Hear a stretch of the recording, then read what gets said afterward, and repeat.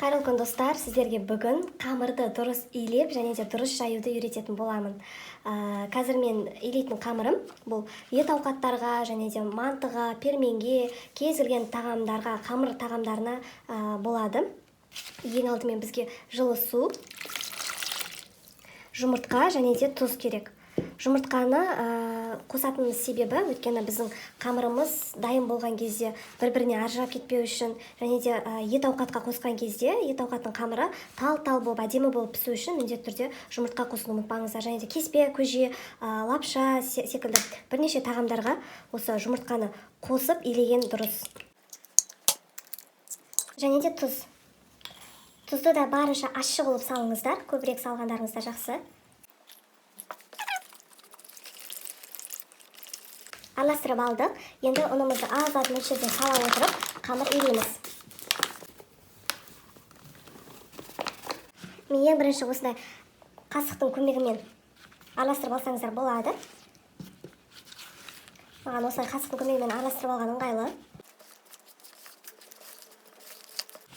Себебі біздің қолымыз қатты бұлғанбау үшін осылай бірінші қасықтың көмегімен араластырып алғандарымыз дұрыс.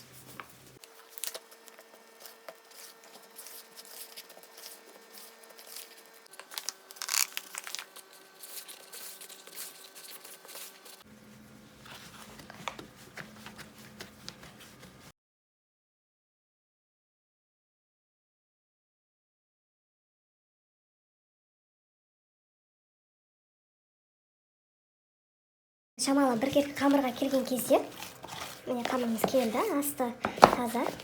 Осындай болған кезде жан-жағын алға қарай, ортасына қарай жинап, тағы да бір-екі рет илеп жібереміз.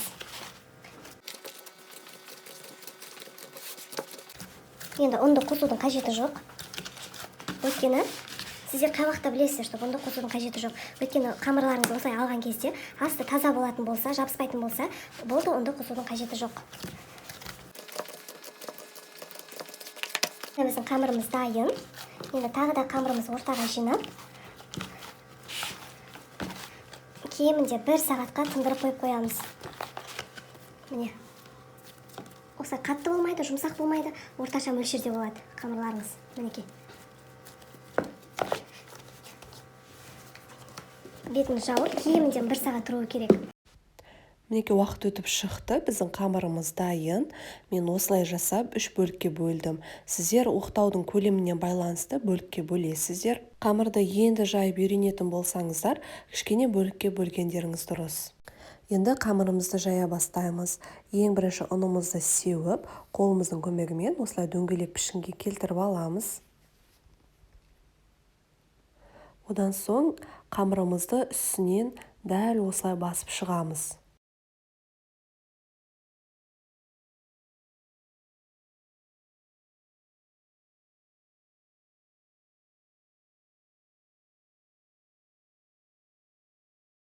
Енді оқтауымыздың көмегімен осылай айналдырып, бірсыпыра жайып шығамыз.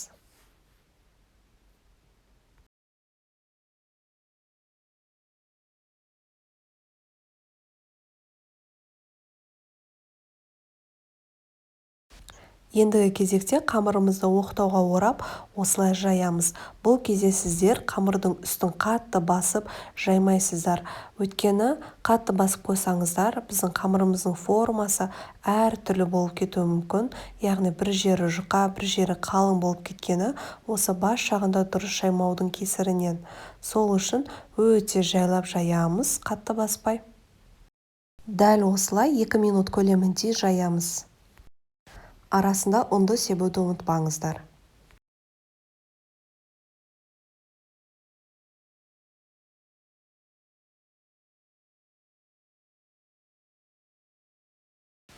Мінеке біздің қамырымыз шамалы болсын жұқаланды. Енді қамырға қолымыздың салмағын барынша түсіріп жаятын боламыз. Мінеке достар, дәл ортасына салмақты түсірмейміз. Барлық салмақты қамырдың екі жағына түсіріп осылай айналдырып жайып шығатын боламыз.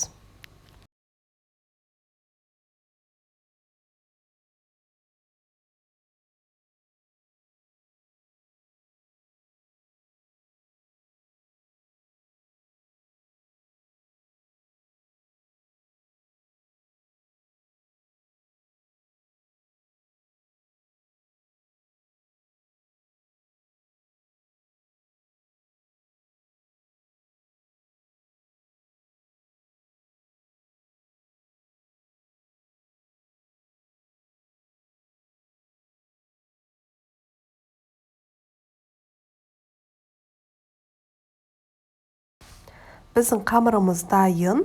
Мен кесіп шығамын. Мен бұл қамырды ет ауқатына жасадым. Қазір сіздерге ортасын кесіп көрсетемін. Мінекей достар, біздің қамырымыз керемет болып шықты. Қамырды дұрыс илеп, жайып үйреніңіздер. Сол кезде сіздердің қамырларыңыз да піскеннен соң тал-тал болып әдемі болып піседі. Сіздермен бірге болған Арайдың асханасы.